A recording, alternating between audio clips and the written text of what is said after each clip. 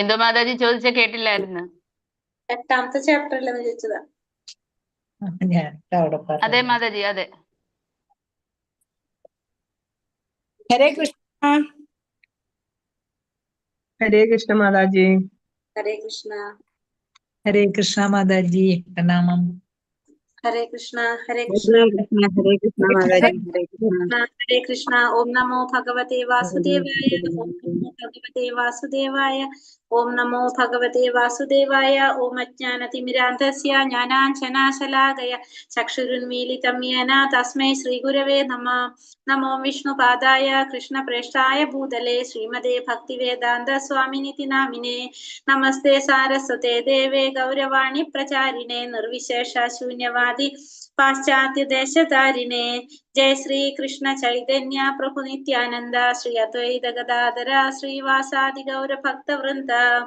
ഹരേ കൃഷ്ണ കൃഷ്ണ കൃഷ്ണ ഹരേ ഹരേ, ഹരേ രാമ രാമ രാമ ഹരേ ഹരേ. ഹരേ Krishna. Shri Shri രാധാഗോവിന്ദ temple ISKCON ബാംഗ്ലൂരിന്റെ Bhagavad Gita ക്ലാസ്സിലേക്ക് എല്ലാവർക്കും സ്വാഗതം. ഹരേ കൃഷ്ണ. എല്ലാവർക്കും പ്രണാമം. ഹരേ കൃഷ്ണ മാതാജി. ഹരേ കൃഷ്ണ. ഹരേ കൃഷ്ണ. ഒരു ക്ലാസ് നമ്മളെ മിസ്സായിരുന്നല്ലോ അല്ലെ. പെട്ടെന്ന് ഇവിടെ ഒരാൾ വന്നിട്ട് പ്രഭു ക്ലാസ്സിൽ കയറുകയും ചെയ്തപ്പോ പിന്നെ ഞാൻ പെട്ടുപോയി. അപ്പൊ രക്ഷയില്ലാണ്ട് ക്ലാസ്സിൽ ലൈവ് ഇടാനിത് വായിക്കാം, അല്ലെങ്കിൽ പെട്ടെന്ന്. ഹരേ കൃഷ്ണ. അപ്പൊ അതാ നില പറ്റിയത് പെട്ടെന്ന്. ഹരേ കൃഷ്ണ. അപ്പൊ നമ്മളിന്ന് 8ാമത്തെ അധ്യായം പരമപദ പ്രാപ്തി അല്ലെ. ഇന്നലെ ക്ലാസ് ഇല്ലായിരുന്നു അപ്പോഴും. മാതാജി ഇന്നലെ ക്ലാസ് ഇല്ലായിരുന്നു. ഇന്നലെ എല്ലാവരും കേറി. ഞാൻ ഇല്ല മാതാജി, എല്ലാരും കേറിയില്ല. ഒരു 6-7 പേരായപ്പോഴത്തേക്ക് ക്ലാസ് ഇല്ലെന്ന് അറിഞ്ഞായിരുന്നു.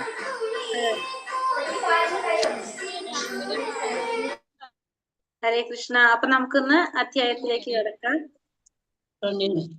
ഭാഗവതം ക്ലാസ് ഉണ്ടായില്ലേ ഇന്ന് രാവിലെ? ഇന്ന് ഇല്ല, ഇന്ന് ഏകാദശി അല്ലേ. ഏകാദശിയുടെ ദിവസം രാവിലെ ഭാഗവതം ഉണ്ടാവില്ല കേട്ടോ. കാരണം ഏകാദശിയുടെ ദിവസം 5 മണി തൊട്ട് വായന നടക്കുന്ന കാരണം കൊണ്ട് അന്ന് ക്ലാസ് വെക്കുണ്ടാവില്ല കേട്ടോ. മാതാജി ഒന്നും കേൾക്കുന്നില്ല ഇങ്ങോട്ട്. എനിക്കൊന്നും കേൾക്കാൻ പറ്റുന്നില്ല. എല്ലാവർക്കും ഉണ്ടോ കേൾക്കായിക? ഇല്ല മാതാജി, കേൾക്കാൻ പറ്റുന്നുണ്ട് നല്ലതായിട്ട്. മാതാജിയുടെ വോയിസ് മാതാജി ഒരു സംശയം ചോദിച്ചോട്ടെ മാതാജി? ഒരു സംശയം ചോദിച്ചോട്ടെ മാതാജി? സമയം പോകണാണെങ്കിൽ വേണ്ട, വേഗം ചോദിച്ചു മാതാജി, എന്ത് നമുക്ക് തീരുമാനിക്കാം. മാതാജി ക്ലാസ് എടുത്ത് അവസാനം ചോദിക്കാം. അതാണ് ബെറ്റർ. കാരണം അല്ലെങ്കിൽ നമ്മളെ സമയം പോകും. ഇന്ന് 8ാമത്തെ അധ്യായം നമ്മൾ നിർക്കണം. ഓക്കെ മാതാജി. നമ്മളെ സമയം പോകുന്ന കാരണം ഉണ്ട് കേട്ടോ. ശരി. ഹരേ കൃഷ്ണ. അപ്പൊ അധ്യായം 8 പരമപദ പ്രാപ്തി. ഹരേ കൃഷ്ണ. ഓം നമോ ഭഗവതേ വാസുദേവായ.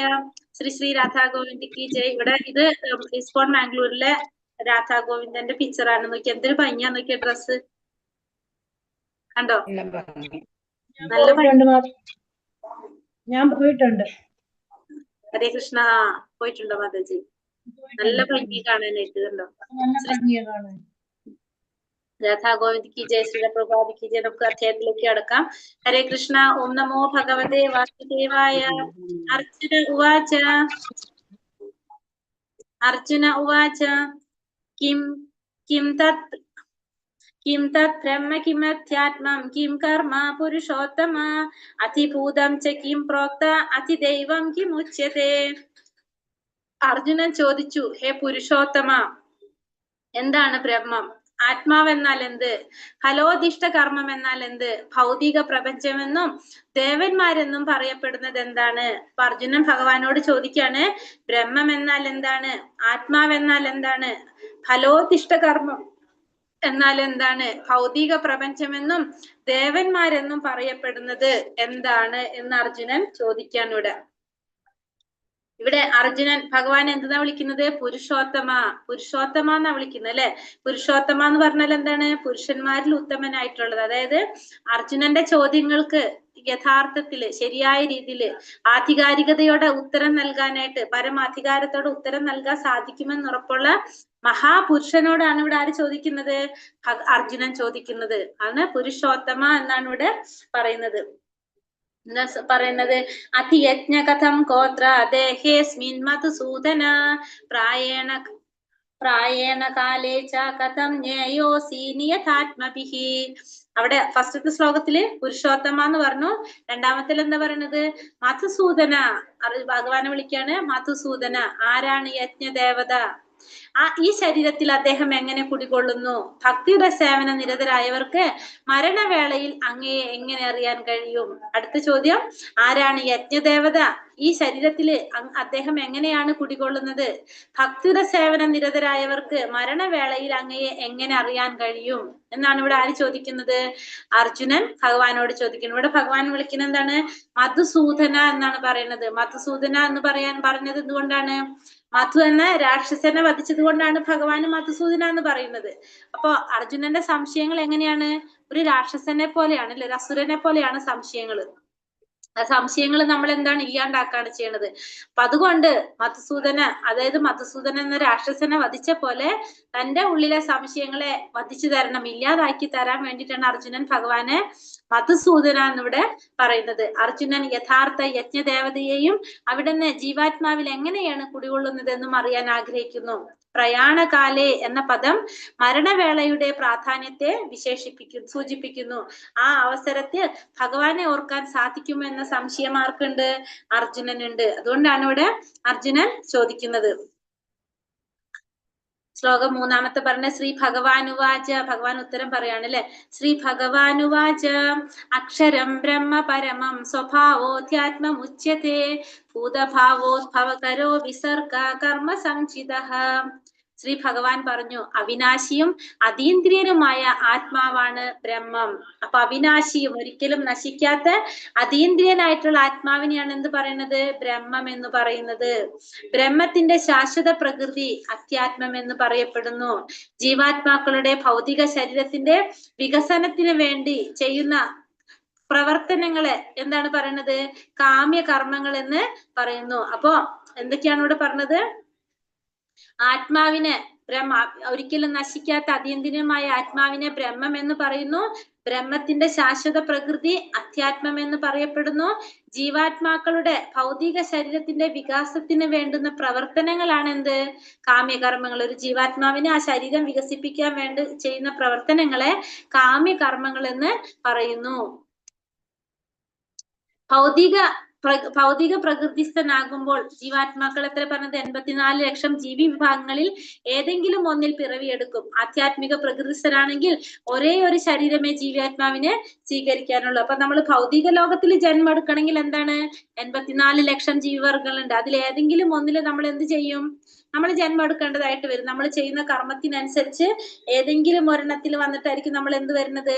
നമ്മൾ ജന്മം എടുക്കേണ്ടതായിട്ട് വരുന്നത്. പക്ഷെ ആധ്യാത്മിക പ്രകൃതിയിലാണെങ്കിലോ നമുക്ക് ഒരേ ശരീരത്തിന് ഒരേ ഒരു ജീവാത്മാവിന് ഒരേ ഒരു ശരീരം മാത്രമേ ഉള്ളൂ, അല്ലെ? എങ്ങനെയായിരിക്കും അത്? ആ ജീവാത്മാവ് അവിടെ ഒരേ ഒരു ശരീരത്തിലായിരിക്കും എപ്പോഴും നിൽക്കുന്നത്. പക്ഷെ ഭൗതിക ലോകത്ത് അങ്ങനെയല്ല. കാരണം എന്താണ്? ശരീരം മാറിക്കൊണ്ടേയിരിക്കും, നമ്മളെ ശരീരം മാറിക്കൊണ്ടേയിരിക്കും. പക്ഷെ ആധ്യാത്മിക ലോകത്തിലാണെങ്കിൽ ഒരേ ഒരു ശരീരം മാത്രമേ ഉണ്ടാവുള്ളൂ. ആർക്ക്? ജീവാത്മാവിന്. അതിഭൂതം ക്ഷരോ ഭാവ പുരുഷശ്ചാതി ദൈവതം അതിയജ്ഞോഹമാവേമേവ അത്ര ദേഹേ ദേഹാഭൃതാംബര. ഹേ ശരീരം കൈക്കൊണ്ടവരിൽ ശ്രേഷ്ഠനായവനെ, എപ്പോഴും മാറിക്കൊണ്ടിരിക്കുന്ന ഭൗതിക പ്രകൃതിയാണ് എന്ന് പറയുന്നത് അതിഭൂതം എന്ന് പറയുന്നത്. എപ്പോഴും മാറിക്കൊണ്ടിരിക്കുന്ന ഭൗതിക പ്രകൃതിയെ അതിഭൂതം എന്ന് പറയുന്നു. പിന്നെ സൂര്യനെയും ചന്ദ്രനെയും ദേവന്മാരെയും ഉൾക്കൊള്ളുന്ന ഭഗവാന്റെ വിശ്വരൂപത്തെ എന്ത് പറയും? അതിദൈവമെന്നും സകല ശരീരങ്ങളുടെയും ഹൃദയത്തിൽ വാണരുളുന്ന ഭഗവാനെ പരമാത്മാവായിട്ടുള്ള ഭഗവാൻ എന്തറിയപ്പെടും? അതിയജ്ഞൻ എന്നും അറിയപ്പെടും. അപ്പൊ ഫസ്റ്റ് അതിഭൂതം എന്താണ്? അതിഭൂതം എന്ന് പറഞ്ഞ ഭൗതിക പ്രകൃതിയാണ് എന്ത് പറയുന്നത്? അതിഭൂതം എന്ന് പറയുന്നത്. പിന്നെ ഭഗവാന്റെ വിശ്വരൂപത്തെയാണ് അതിദൈവം എന്ന് പറയുന്നത്. ഭഗവാനെ തന്നെയാണ് എന്ത് പറയുന്നത്? അതിയജ്ഞൻ എന്ന് പറയുന്നത്. അതിയജ്ഞം എന്ന് പറഞ്ഞ പരമാത്മാവായ ഭഗവാനാണ്. അതിദൈവം എന്ന് പറഞ്ഞ ഭഗവാന്റെ വിശ്വരൂപത്തെയാണ്. അതിഭൂതം എന്ന് പറയുന്നത് ഭൗതിക പ്രകൃതിയാണ് എന്നിവിടെ പറയാണ്. ഹൃദയത്തിൽ വസിക്കുന്ന പരമാത്മാവായ ഭഗവാൻ ജീവാത്മാവിന്റെ സർവ്വ കർമ്മങ്ങൾക്കും സാക്ഷിയായി നിലകൊള്ളുന്നു. അപ്പൊ നമ്മൾ പറഞ്ഞു ആ ഭഗവാൻ പരമാത്മാവായിട്ടുള്ള ഭഗവാനെയാണ് നമ്മൾ എന്ത് പറയുന്നത്, അതിയജ്ഞൻ എന്ന് പറയുന്നത്. ആ അതിയജ്ഞനായിട്ടുള്ള പരമാത്മാവ് എന്താണ് എല്ലാ ജീവാത്മാക്കളിലും ആരായിട്ടിരിക്കുന്നുണ്ട്, പരമാത്മാ രൂപത്തിലുണ്ട്. ആ പരമാത്മാവായിട്ടുള്ള ഭഗവാനാണ് എന്തിന്, എല്ലാത്തിനും സാക്ഷി. നമ്മൾ ചെയ്യുന്ന എല്ലാ കർമ്മങ്ങൾക്കും സാക്ഷിയായിട്ട് നിലകൊള്ളുന്നതാണ് ആര്, ആ പരമാത്മാവ്. അന്ധകാലേച്ച മാമേവ സ്മരൻ മുക്താകളേവരം യപ്രയാതി സമദ്ഭാവം യാതി നാസ്ത്യത്ര സംശയഃ. മരണസമയത്ത് എന്നെ തന്നെ സ്മരിച്ചുകൊണ്ട് ശരീരം ത്യജിക്കുന്നവൻ എന്റെ ഭാവത്തെ. മാതാജി വോയിസ് ബ്രേക്ക് ആവുന്നുണ്ട്. ഒരു മിനിറ്റ്, ഇപ്പൊ ഓക്കെ ആണോ? ഹരേ കൃഷ്ണ, ബ്രേക്ക് ആവുന്നില്ലല്ലോ. ഞങ്ങൾക്ക് ഇല്ലല്ലോ. മാതാജി കിട്ടുന്നില്ലല്ലോ. എനിക്ക് ക്ലിയർ ഇപ്പൊ എന്റെ പ്രോബ്ലം ആണെങ്കിൽ ഇപ്പൊ സോൾവ് ആവും, കാരണം ഞാൻ വീഡിയോ ഓഫ് ചെയ്തിട്ടുണ്ട്. അപ്പൊ ഇപ്പൊ നോക്കിക്കോളൂ ട്ടാ.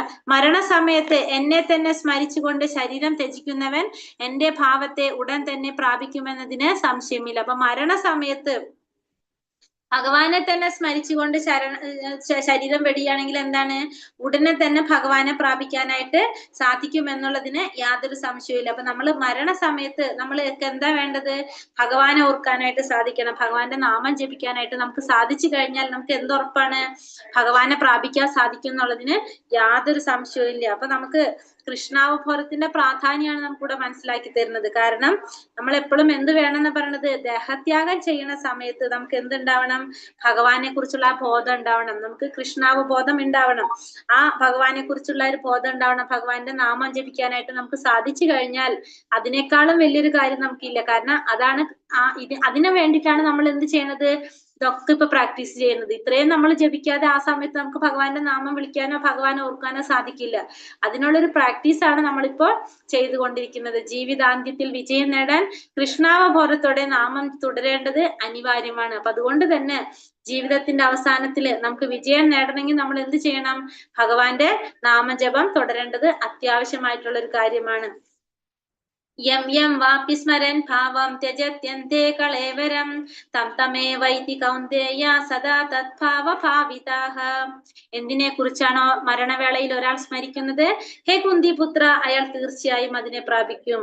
എന്താ പറയുന്നവിടെ, എന്തിനെ കുറിച്ചാണോ മരണവേളയിൽ ഒരാൾ സ്മരിക്കുന്നത്, മരണവേളയിൽ ഒരാൾ ഓർക്കുന്നത് എന്തിനെ കുറിച്ചാണോ തീർച്ചയായിട്ടും അയാൾ എന്താണ്, അതിനെ പ്രാപിക്കാൻ അയാൾക്ക് സാധിക്കും. അയാൾ അതിനെയാണ് പ്രാപിക്കുക എന്നാണ് ഇവിടെ പറയുന്നത്. നമ്മള് എന്തിനെ കുറിച്ച് ഓർത്തോ അതിനെ നമ്മൾ പ്രാപിക്കും. നമ്മള് ലെവൽ 1 ഒരു കഥ കണ്ടിട്ടുണ്ടായിരുന്നു.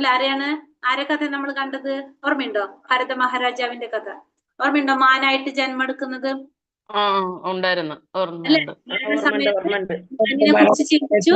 അപ്പൊ എന്തായിട്ട് മാറാണ്, മാനായിട്ട് ജന്മം എടുക്കേണ്ടതായിട്ട് വരാണ് ചെയ്യുന്നത്. അപ്പൊ നമ്മൾ മരണസമയത്ത് എന്താണോ ചിന്തിക്കുന്നത് അതായിട്ട് മാറും. മരണവേളയിൽ കൃഷ്ണസ്മരണയ്ക്കായി ജീവിതകാലം മുഴുവൻ നാമജപത്തിൽ ശീലിപ്പിക്കുക അനിവാര്യമാണ്. അപ്പൊ മരണസമയത്ത് നമുക്ക് ഭഗവാനെ ഓർക്കാൻ വേണ്ടിയിട്ട് നമ്മൾ എന്ത് ചെയ്യണം, ജീവിതകാലം മുഴുവൻ നമ്മൾ നാമജപം ശീലിക്കണം. എന്നാ മാത്രാണ് ആ സമയത്ത് നമുക്ക് ഭഗവാനെ സ്മരിക്കാനായിട്ട് സാധിക്കുന്നുള്ളൂ. സ്പീഡ് കൂടുന്നുണ്ടോ?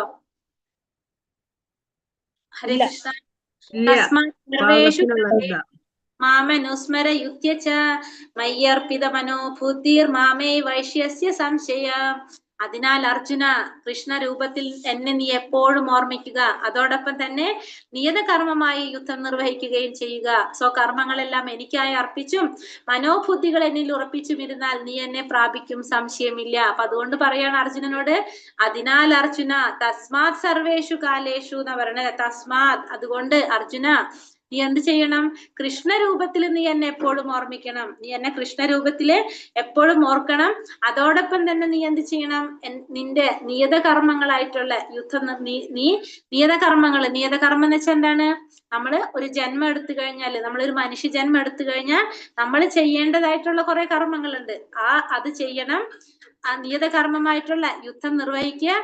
പിന്നെന്താണ്, പിന്നെ നിന്റെ കർമ്മങ്ങളെല്ലാം എനിക്കായി അർപ്പിച്ചുകൊണ്ടും മനോബുദ്ധികൾ എന്നിൽ ഉറപ്പിച്ചുമിരുന്നാൽ നിനക്ക് എന്നെ പ്രാപിക്കാം, അതിന് യാതൊരു സംശയവുമില്ലാന്ന് അർജുനനോട് പറയാണ്. ഹരേ കൃഷ്ണ ജപം ചെയ്യുന്നവൻ ഭൗതിക പ്രവർത്തികൾ തുടർന്നുകൊണ്ടിരിക്കലും കൃഷ്ണനാമോച്ചരണം ഭക്തനെ ഭഗവത് ധാമത്തിലേക്ക് എത്തിക്കുന്നതിന് സംശയമില്ല. അപ്പൊ ഭഗവാന്റെ നാമം ജപിച്ചുകൊണ്ടിരുന്നിട്ട് ഭൗതിക പ്രവർത്തികൾ തുടർന്നുകൊണ്ടിരുന്നാലും ഭഗവാന്റെ നാമോച്ചാരണം എന്ത് ചെയ്യും? ആ ഭക്തനെ ഭഗവത് ധാമത്തിലേക്ക് എത്തും എന്നതിന് യാതൊരു സംശയവും. അപ്പൊ നമുക്കിപ്പോ ഒരു സംശയോടെ തീരാണ്. നമ്മൾ ഭൗതികമായ പ്രവർത്തികൾ നമ്മൾ ചെയ്തുകൊണ്ടിരുന്നാലും നമ്മൾ എന്ത് ചെയ്യണം? കൂടെ ഭഗവാന്റെ നാമം ജപിച്ചുകൊണ്ടിരിക്കണം. അങ്ങനെ ചെയ്യുകയാണെങ്കിൽ ആ നാമോച്ചാരണം നമ്മൾ എവിടേക്ക് എത്തിക്കും?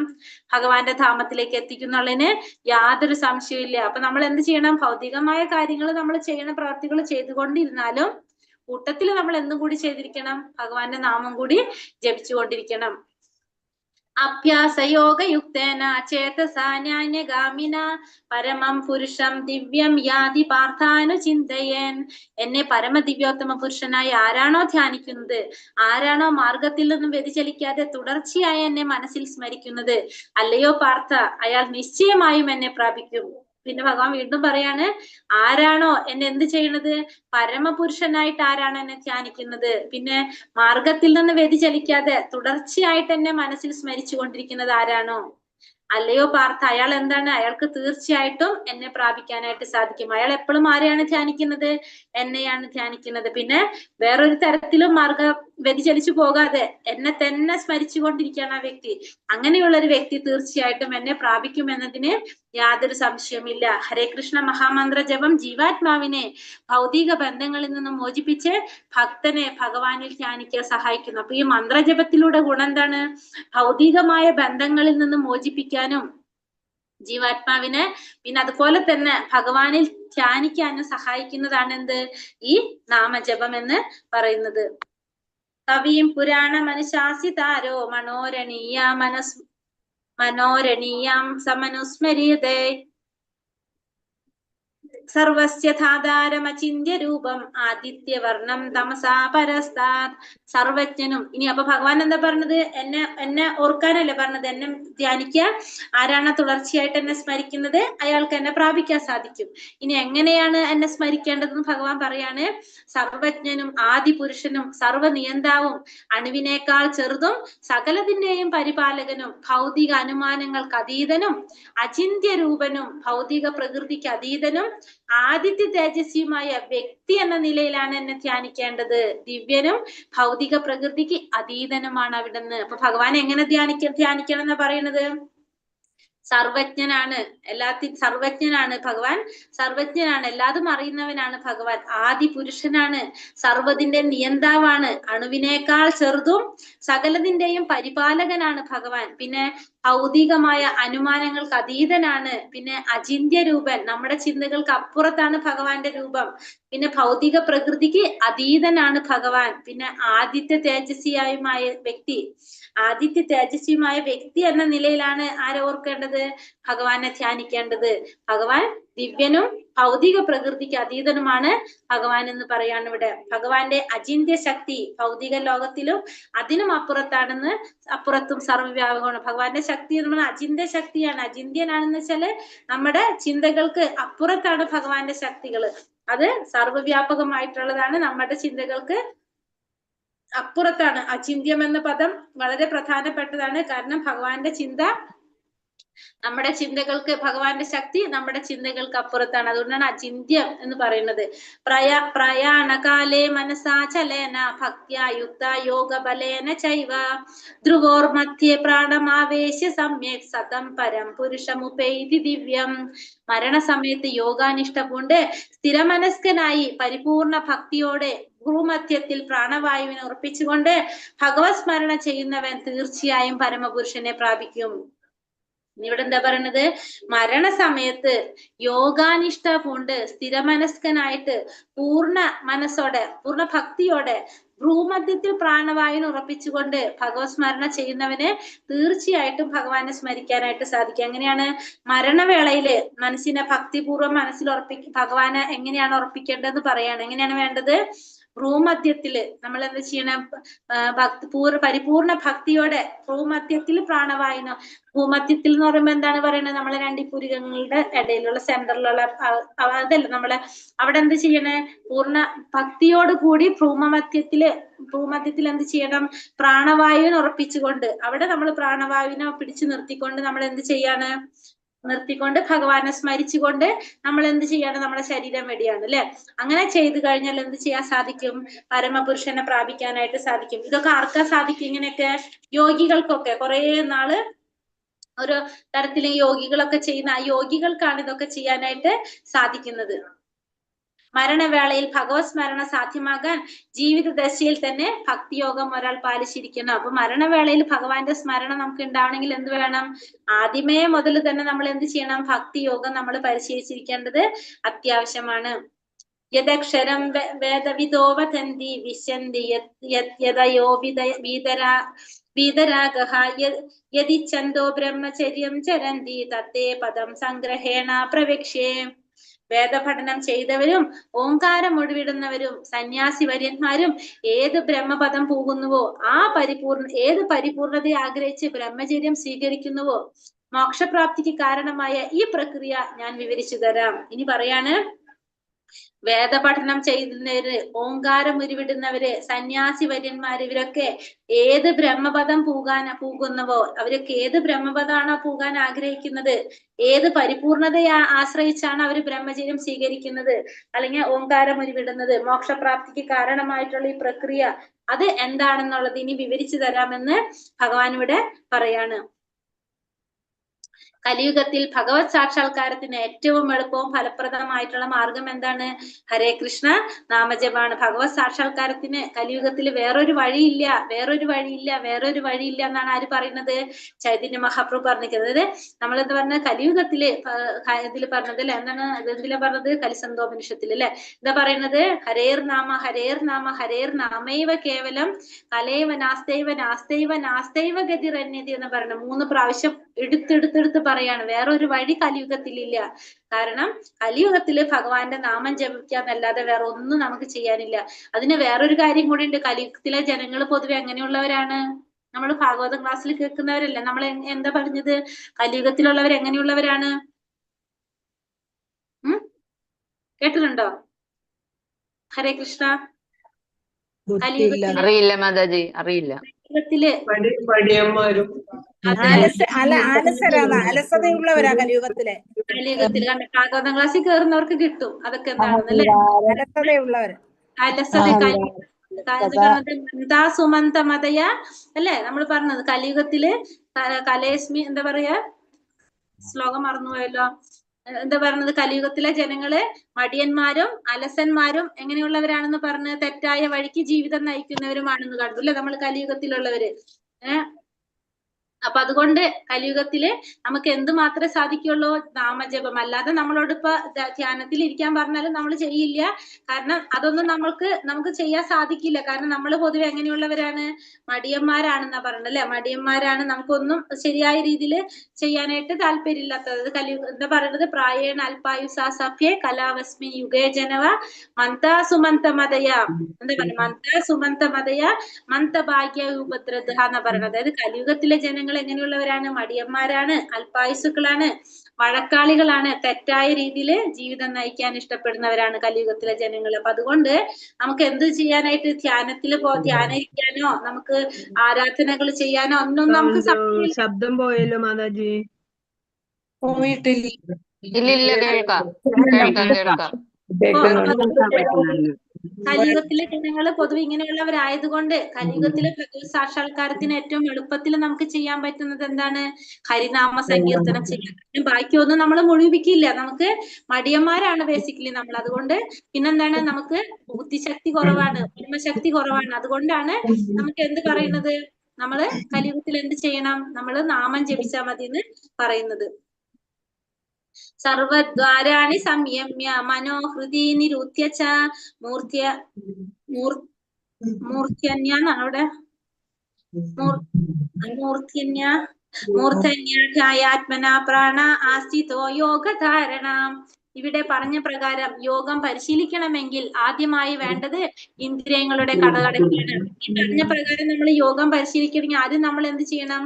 ഇന്ദ്രിയങ്ങളുടെ കഥകടയ്ക്കണം. ഇന്ദ്രിയങ്ങളുടെ കഥകടയ്ക്കാണ് ആദ്യമായി വേണ്ടത്. ഇപ്രകാരം ഇന്ദ്രിയങ്ങളെ സംയമിച്ച് മനസ്സിനെ ഹൃദയത്തിൽ ഏകാഗ്രമാക്കുകയും പ്രാണവായുവിനെ മൂർധാവിൽ സ്ഥിരീകരിക്കുകയും ചെയ്താൽ യോഗസ്ഥനാകാം. അപ്പൊ ഈ പറഞ്ഞ പ്രകാരം നമ്മൾ ചെയ്യണമെങ്കിൽ എന്ത് ചെയ്യണം?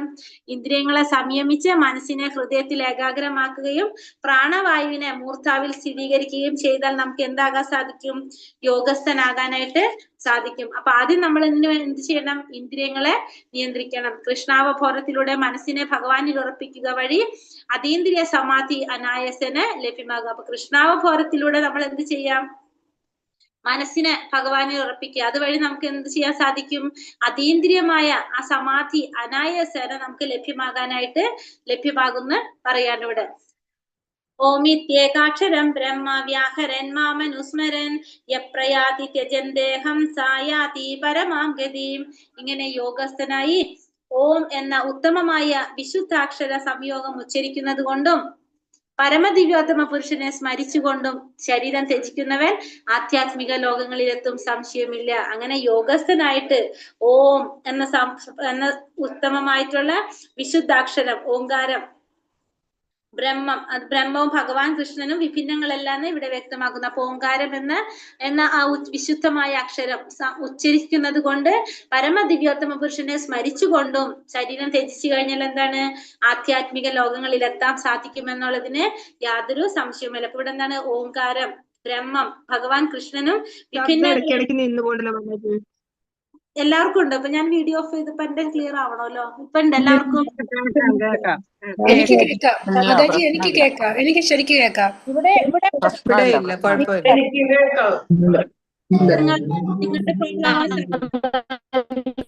നിങ്ങളുടെ എനിക്കും കേൾക്കാനില്ല. അപ്പൊ നെറ്റിന്റെ പ്രോബ്ലം അവിടത്തെ ആയിരിക്കാണ് സാധ്യത. എല്ലാവർക്കും മറ്റുള്ളവർക്ക് കേൾക്കണമെങ്കിൽ എല്ലാവരെയും എത്ര മൈക്ക് മ്യൂട്ട് ആക്കുമ്പോഴും പിന്നെയും അൺമ്യൂട്ട് ആക്കുന്നുണ്ട്. നമ്മൾ ചെന്ന് മ്യൂട്ട് ആയി കഴിയുമ്പോഴും പിന്നെ അൺമ്യൂട്ട് ആക്കുന്നുണ്ട്. അതും ഒരു പ്രശ്നമായിരിക്കും. ഞാൻ മ്യൂട്ടുകൾ കൊടുത്താൽ നിങ്ങൾക്ക് എന്തെങ്കിലും പറയേണ്ടി വന്നാൽ പറ്റില്ലല്ലോ എന്ന് വെച്ചിട്ട് അത് ചെയ്യാത്തത്.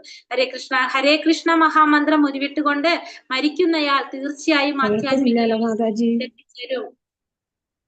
ഇപ്പൊ ഹരേ കൃഷ്ണ മഹാമന്ത്രം ഉച്ചരിച്ചുകൊണ്ട് മരിച്ചു കഴിഞ്ഞാൽ എന്താണ്? നമുക്ക് എവിടെ എത്താൻ പറ്റും? നമുക്ക് ആധ്യാത്മിക ലോകങ്ങളില് എത്തിച്ചേരാനായിട്ട് സാധിക്കും. കാരണം ഹരേ കൃഷ്ണ മഹാമന്ത്രത്തിന് അത്രയും പവർ ഉണ്ട്. ഭഗവാന്റെ നാമം കലിയുഗത്തിൽ നമ്മൾ പറഞ്ഞു, ഭഗവാന്റെ നാമം ഉച്ചരിക്കുക എന്നുള്ളതാണ് നമുക്ക് ചെയ്യേണ്ടത്. സങ്കീർത്തന യജ്ഞത്തിനാണ് കലിയുഗത്തിൽ ഇത്രയും പ്രാധാന്യം കൊടുത്തിരിക്കുന്നത്.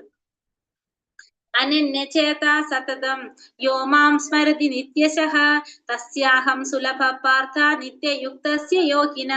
അല്ലയോ പാർത്ഥ, നിരന്തരമായ ഭക്തിയുടെ സേവനം മൂലം സ്ഥിരചിത്തതയോടെ എന്നെ എപ്പോഴും സ്മരിക്കുന്ന യോഗാനിഷ്ഠന് ഞാൻ സുപ്രാപ്യനാണ്. അപ്പൊ അല്ലയോ പാർത്ഥ, നിരന്തരമായ ഭക്തിയുടെ സേവനം മൂലം സ്ഥിരചിത്തതയോടെ എന്നെ എപ്പോഴും സ്മരിക്കുന്ന യോഗാനിഷ്ഠന് ഞാൻ എപ്പോഴും എങ്ങനെയായിരിക്കും?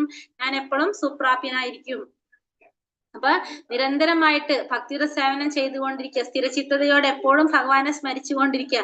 അങ്ങനെയുള്ള വ്യക്തിക്ക് ഭഗവാൻ എപ്പോഴും എങ്ങനെയാണ്? സുപ്രാപ്യനാണെന്ന് ഭഗവാൻ പറയാണ്. ഒരു ശുദ്ധഭക്തൻ എപ്പോഴും ഭഗവാൻ സുപ്രാപ്യനായിരിക്കും. കാരണം ശുദ്ധഭക്തൻ എങ്ങനെയാണ്? കൃഷ്ണനല്ലാതെ മറ്റൊന്നിനെ കുറിച്ചും അറിയാനായിട്ട് ആ വ്യക്തിക്ക് താല്പര്യം ഉണ്ടാവില്ല.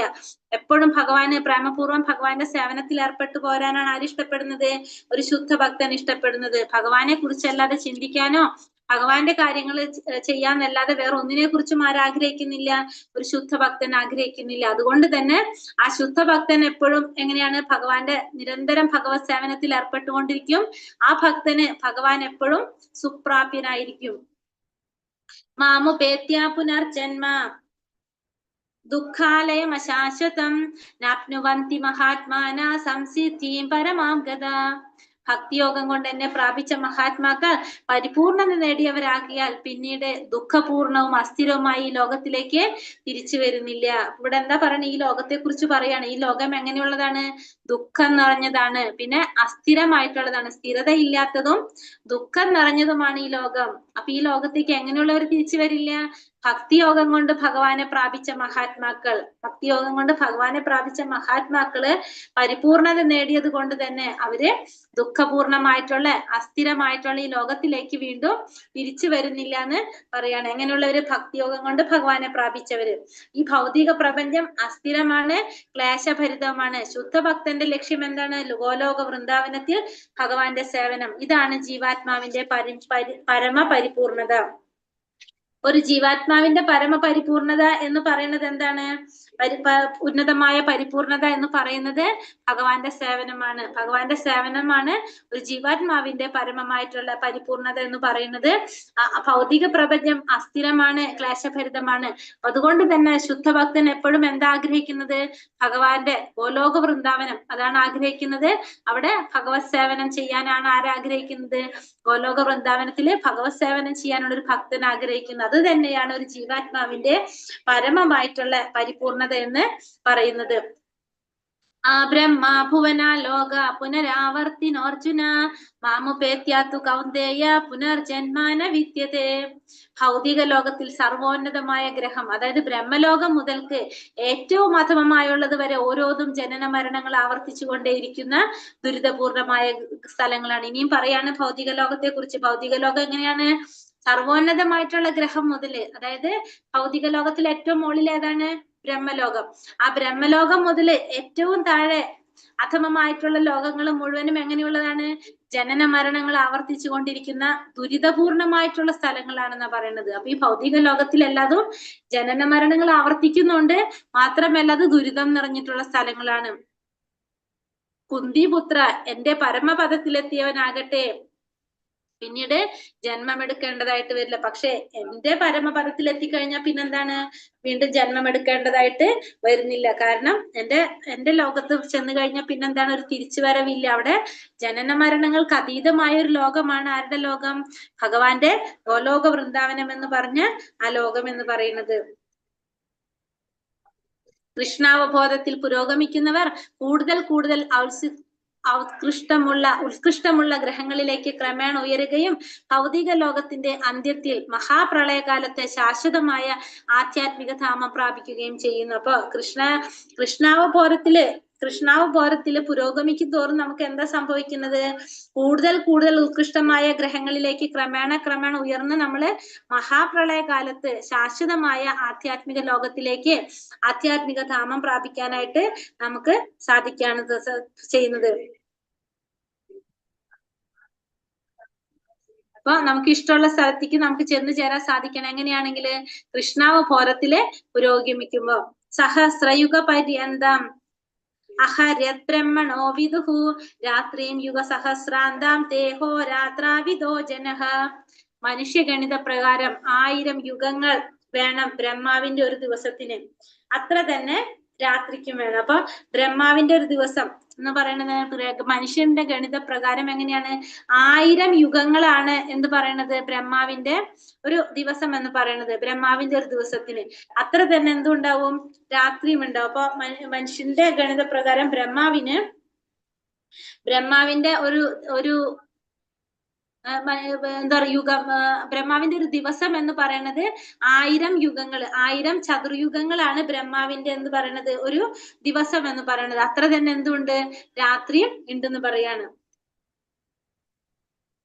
ബ്രഹ്മാവിന്റെ ആയുഷ്കാലം അതിരറ്റവും അസാധാരണവുമാണെന്ന് തോന്നാമെങ്കിലും നിത്യതയുടെ കാഴ്ചപ്പാടിൽ ഒരു ഇടിമിന്നൽ പോലെ ക്ഷണികമാണത്. അപ്പൊ നമുക്ക് തോന്നാം ബ്രഹ്മാവിന്റെ ആയുഷ്കാലം എങ്ങനെയാണ്? അതിരറ്റതാണ് അല്ലെങ്കിൽ അസാധാരണമാണെന്ന് നമുക്ക് തോന്നാമെങ്കിലും നിത്യതയുടെ കാഴ്ചപ്പാടില്, അതായത് നമുക്ക് തോന്നാമെങ്കിലും നിത്യതയുടെ കാഴ്ചപ്പാടിൽ എങ്ങനെയാണത്? അത് ഒരു ഇടിമിന്നൽ പോലെ ക്ഷണികമായിട്ടുള്ളതാണ്.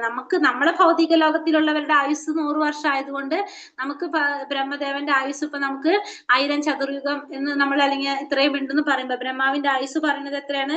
3,11,40,000 കോടി വർഷം. അതാണ് ബ്രഹ്മാവിന്റെ ആയുസ്. 3,11,40,000 കോടി വർഷം. അപ്പൊ നമ്മളെ സംബന്ധിച്ച് അതെന്താണ്? അത് വലിയൊരു സംഖ്യയാണ് അല്ലെ അത്. പക്ഷെ നിത്യതയുടെ കാഴ്ചപ്പാടിൽ എന്താണ്? അതൊരു ഇടിമിന്നൽ പോലെ ക്ഷണികമായിട്ടുള്ളതാണ്. കാരണം നമ്മൾ ഈ ഭൗതിക ലോകത്തിലുള്ളവരുടെ ആയുസ് കുറഞ്ഞത് കൊണ്ടാണ് നമുക്കത് വലിയൊരു സംഖ്യയായിട്ട് തോന്നുന്നത്. ഇപ്പൊ നമ്മള് ഈയാമ്പാറ്റ, മഴപ്പാറ്റിനെ കേട്ടിട്ടില്ലേ? മഴപ്പാറ്റയുടെ ആയുസ് എത്രയാണെന്ന് അറിയാവോ?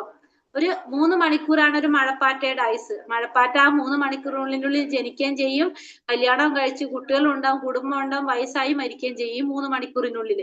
നമ്മുടെ ആയുസ് എത്രയാണ് അപ്പൊ? 100 വർഷമാണെന്ന് വിചാരിക്കുക. അപ്പൊ നമ്മളെ സംബന്ധിച്ച് മഴപ്പാറ്റയ്ക്ക് എത്ര 3 മണിക്കൂർ എന്ന് പറയുമ്പോൾ എത്രയും ചെറുതാണ് അല്ലെ? അതേപോലെ തന്നെയാണ് ബ്രഹ്മാവും നമ്മൾ എടുത്തു കഴിഞ്ഞാല്. അപ്പൊ ഒരു ഇടിമിന്നെ പോലെ ക്ഷണികമായിട്ടുള്ളതാണത്. അവ്യക്താദ്വ്യക്തയാ സർവ പ്രഭവന്ത്യാഹ രാഗമേ ശ്ലോകം 18 ചൊല്ലിയില്ല മാതാജി? 18 ചൊല്ലുന്നത്. 19 എഴുതിയ. അവിടെ സുഹൃത്തില് 19 അല്ലെ. അവ്യക്താദ്വ്യക്തയാ സർവ പ്രഭവന്ത്യാഹ രാഗമേ രാത്രിയാഗമേ പ്രലീയന്തേ തത്രൈവാവ്യക്ത സംചകേ. ബ്രഹ്മദിനാരംഭത്തിൽ സർവഭൂതങ്ങളും അവ്യക്തതയിൽ നിന്ന് പ്രത്യക്ഷീഭവിക്കുന്നു. പിന്നീട് രാത്രിയാകുമ്പോൾ അവ അവ്യക്തതയിൽ തന്നെ വീണ്ടും ലയിക്കുകയും ചെയ്യുന്നു. അപ്പൊ ബ്രഹ്മദിനത്തിന്റെ ആരംഭത്തില്, ബ്രഹ്മദിനം ആരംഭിക്കുമ്പോൾ എല്ലാ ഭൂതങ്ങളും എവിടെ നിന്നാണ്? അവ്യക്തതയിൽ നിന്ന് പ്രത്യക്ഷീഭവിക്കുകയാണ് ചെയ്യുന്നത്. അത് കഴിഞ്ഞിട്ട് രാത്രിയാകുമ്പോൾ വീണ്ടും അതെന്ത് ചെയ്യാണ്? അവ്യക്തതയിൽ തന്നെ വീണ്ടും ലയിക്കുകയാണ് ചെയ്യുന്നത്. അപ്പൊ നമ്മൾ പറഞ്ഞു ബ്രഹ്മദിനത്തിന്റെ ബ്രഹ്മാവിന്റെ ഓരോ ദിവസം അവസാനിക്കുമ്പോഴും എന്തുണ്ടാവും? പ്രളയം ഉണ്ടാവും അല്ലെ? പ്രളയം ഉണ്ടാവുമ്പോ, അതായത് ഭഗവാൻ ഒരു ശ്വാസം എടുക്കുമ്പോ എല്ലാതും ഭഗവാന്റെ വായിലേക്ക് പോകും. ഭഗവാൻ തിരിച്ച് ശ്വാസം വിടുമ്പോ വീണ്ടും എന്ത് വരാണ്? വീണ്ടും ഈ ലോകം വരാണ് ചെയ്യുന്നത്. അപ്പൊ അത് സംഭവിക്കുന്നത് ബ്രഹ്മാവിന്റെ രാത്രിയും പകലും. ബ്രഹ്മാവിന്റെ രാത്രിയാകുമ്പോ ഇത് മുഴുവനും എന്താണ്? പോകും. പിന്നെ പകൽ വരുമ്പോ ഇത് മുഴുവനും പ്രത്യക്ഷത്തില് വരാണ് ചെയ്യുന്നത്.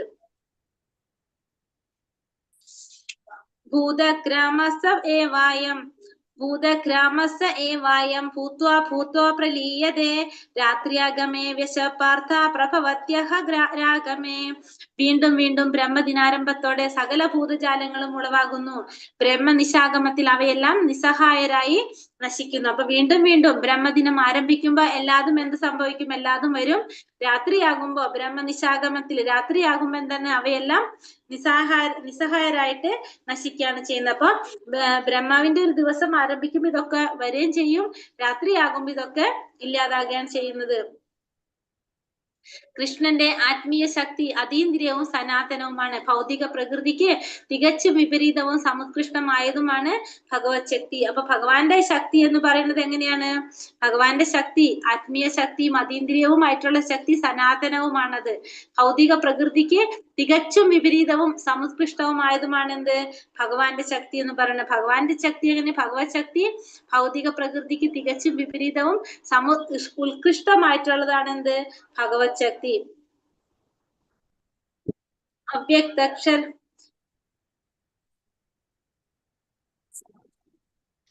20ാമത്തെ ശ്ലോകത്തിൽ ഇല്ല അല്ലെ? ഒരു ശ്ലോകത്തിൽ വിട്ടിട്ടുണ്ട്. പരസ്തസ്തു അതല്ലേ വരുന്നത് ഇനി? മാതാജി മാതാജി പരസ്തസ്മാത്തു ഭാവോന്യോ വ്യക്താ സനാതനഃ യാസാ സർവേഷു ഭൂതേഷു നശ്യസ്തു ന വിനശ്യതി. വ്യക്തവും അവ്യക്തവുമായ ഭൗതിക പ്രകൃതിക്ക് അതീതമായി സനാതനമായ മറ്റൊരു വ്യക്തഭാവമുണ്ട്. സമുത്കൃഷ്ടമായ അതിന് ഒരിക്കലും നാശമില്ല. സർഗാവസാനത്തിലും അത് അതേപോലെ നിലനിൽക്കുന്നു. അപ്പൊ വ്യക്തമായിട്ടും അവ്യക്തവുമായിട്ടുള്ള ഭൗതിക പ്രകൃതിക്ക് അതീതമായിട്ട് സനാതനമായ മറ്റൊരു വ്യക്തിഭാവമുണ്ട്. സമുത്കൃഷ്ടനായ അതിന് ഒരിക്കലും നാശമില്ല.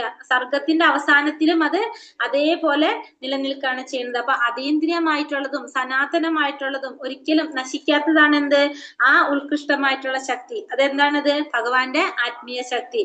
അപ്പൊ ഭൗതിക പ്രകൃതിയുടെ പരിണാമ വിശേഷങ്ങൾക്കെല്ലാം അതീതമാണ് എന്ത്? ഈ ഭഗവാന്റെ ശക്തി എന്ന് പറയുന്നത്. അപ്പൊ ഇതെന്താണ് പറഞ്ഞത്? ഇതിനൊന്നും മാറ്റം വരുത്തില്ല, മറ്റുള്ളത് മാത്രമേ മാറുന്നുള്ളൂ എന്നുള്ളത് പറയാണ്. അവ്യക്തോക്ഷര ഇത്യുക്ത സമാഹു പരമാം ഗതി യം പ്രാപ്യാന നിവർത്തന്തേ തഥാ മാ പരമം മമ.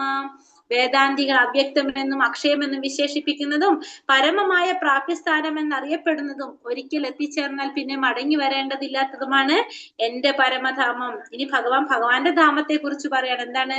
വേദാന്തികൾ അവ്യക്തമെന്നും അക്ഷയമെന്നും വിശേഷിപ്പിക്കുന്നതും പരമമായ പ്രാപ്യസ്ഥാനം എന്നറിയപ്പെടുന്നതും ഒരിക്കൽ എത്തിച്ചേർന്നാൽ പിന്നെ മടങ്ങി വരേണ്ടതില്ലാത്തതുമാണ് എന്ത്?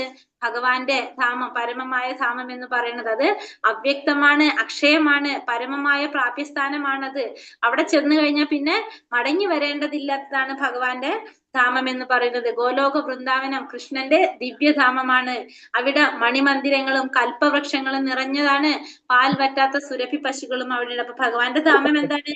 ചിന്താമണി ധാമം. സർവ്വ അഭിലാഷങ്ങളും നിറവേറ്റാൻ സാധിക്കുന്ന ചിന്താമണി ധാമമാണ് ആരുടെ? ഭഗവാന്റെ ധാമം എന്ന് പറയുന്നത്. അവിടെ എന്തൊക്കെയുണ്ടെന്നാ പറഞ്ഞത്? ഗോലോക വൃന്ദാവനം എന്ന ധാമത്തില് ഓരോരുത്തർക്കും ഇഷ്ടപ്പെട്ട ഭക്ഷ്യസാധനങ്ങൾ നൽകുന്ന കൽപ്പവൃക്ഷങ്ങൾ ഉണ്ട് അവിടെ. പിന്നെ മണിമന്ദിരങ്ങള്, അതുപോലെ തന്നെ ഒരിക്കലും പാൽ വറ്റാത്ത സുരഭി പശുക്കള് ഒക്കെ അവിടെ കാണാൻ നമുക്ക് ഭഗവാന്റെ ധാമിൽ കാണാനായിട്ട് സാധിക്കും. പുരുഷാസ പരം പാർത്ഥ ഭക്ത്യാ ലഭ്യസ്തനന്യയ യസ്യാന്താസ്ഥാനി ഭൂതാനി യേന സർവമിദം തദം. ശുദ്ധമായ ഭക്തി കൊണ്ട് മാത്രം പ്രാപ്യനാണ് സർവരിലും മഹത്തമനായ ആ പരമദിവ്യോത്തമ പുരുഷൻ. സ്വധാമസ്ഥനെങ്കിലും സർവവ്യാപിയും സർവത്തെയും ഉൾക്കൊള്ളുന്നവനുമാണ് അദ്ദേഹം. അപ്പൊ ശുദ്ധമായ ഭക്തി കൊണ്ട് മാത്രം പ്രാപ്യനാണ് സർവരിലും മഹത്തമനായ ആ പരമദിവ്യോത്തമ പുരുഷൻ എന്ന് പറയുന്നത്. അപ്പൊ ശുദ്ധമായ ഭക്തി കൊണ്ട് മാത്രം പ്രാപ്യനാണ് ആര്? സർവരിലും മഹത്തമനായിട്ടുള്ള ആ പരമദിവ്യോത്തമ പുരുഷനെ പ്രാപിക്കാൻ എങ്ങനെ നമുക്ക് സാധിക്കുള്ളൂ? ശുദ്ധമായ ഭക്തി കൊണ്ട് മാത്രം. ഭക്ത്യാ ലഭ്യസ്തനന്യാണ് അവരല്ലേ. ഭക്തി കൊണ്ട് മാത്രമേ നമുക്ക് ഭഗവാനെ പ്രാപിക്കാനായിട്ട്, ഭഗവാനെ അറിയാനായിട്ട് സാധിക്കുള്ളൂ. സ്വതാമസ്ഥനെങ്കിലും സർവവ്യാപിയും സർവത്തെയും ഉൾക്കൊള്ളുന്നവനാണ് അദ്ദേഹം. അപ്പൊ ഭക്തി കൊണ്ട് മാത്രമേ നമുക്ക് ഭഗവാനെ പ്രാപിക്കാനായിട്ട് സാധിക്കുള്ളൂ. ഒരു മിനിറ്റ്.